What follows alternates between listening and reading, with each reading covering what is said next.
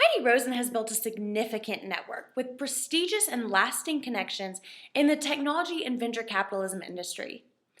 Part of Heidi's success relies on the fact that she is a successful giver, as defined by Adam Grant in the book Give and Take. Heidi truly values giving to others and to help others in their career and in their personal lives.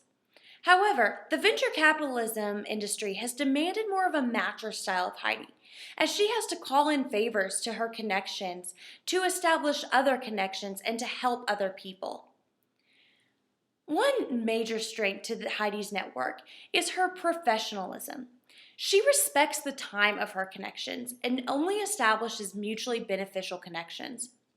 By doing this, Heidi does not exhaust her contacts, and not exhausting her contacts allows her to maintain the network that she does, as she has great respect for her connections. Like Paul Revere, as told by Brian Uzi and Shannon Dunlap in How to Build Your Network, Heidi is an information broker. In the article, How to Build Your Network, Uzi and Dunlap compare Paul Revere's and William Dawes' network.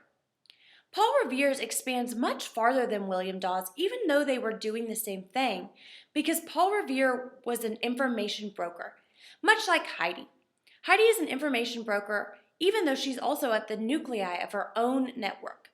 This allows her network to be far-reaching, and the far-reaching aspect of her network allows many people to come to her, just like we see in the number of business plans she receives for review each day. Heidi also harnesses the 6 principles of persuasion as defined by Robert Cialdini in Harnessing the Science of Persuasion. Heidi is likable. She's an extrovert and values relationships and values other people. She also truly understands reciprocity. She gives what she would want to receive. Heidi harnesses social proof, and she takes advantage of similarities with others and networks with people with similar interests. This is valuable to her network. Heidi also believes that consistency is one of the most important practices in her network. She maintains consistency with her connections and values this consistency. Heidi is also an expert in her field, and this draws people to her. She has the value of authority within her field and also scarcity, as she possesses scarce information which people seek from her. Although Heidi's network is significant and almost flawless, there are some weaknesses to her network. Heidi has a problem prioritizing her time, and this can lead to burnout. Just like it did at Apple, she became burned out because she has a hard time saying no to people.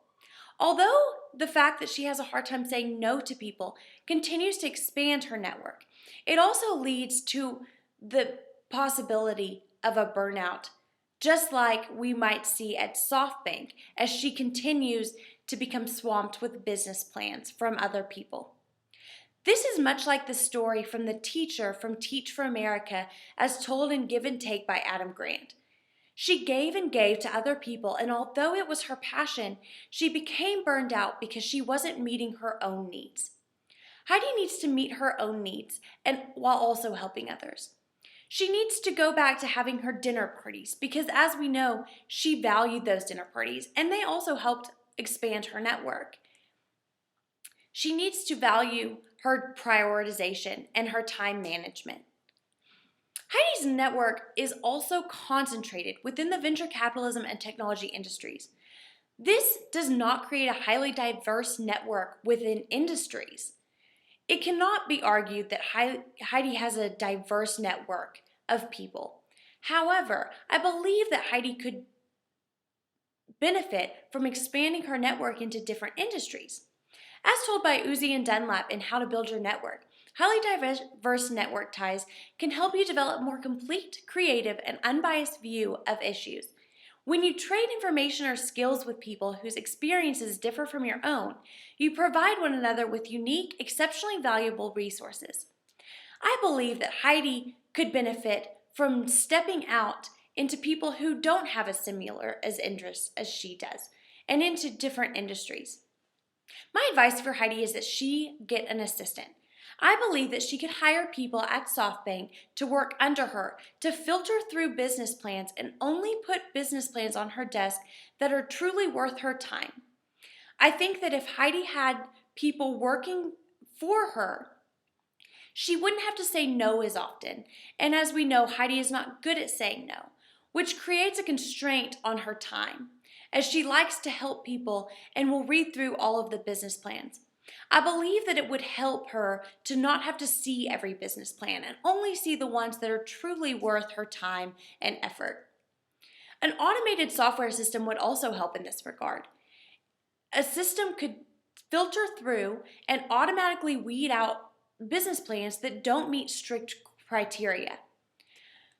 Although this would help her to not have to say no, Heidi also needs to learn how to say no, because it is unrealistic for her to think that she can help everyone.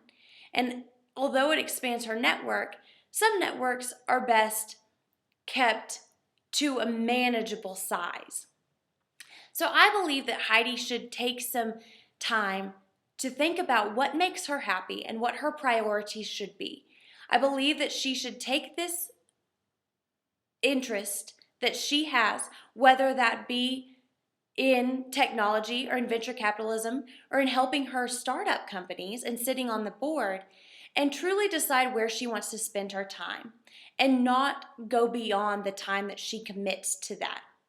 This will allow her to do the things that she likes to do, like her dinner parties, and not be burned out. I think that Heidi has built a truly significant network and that she just needs to maintain the network that she has in order to keep herself happy.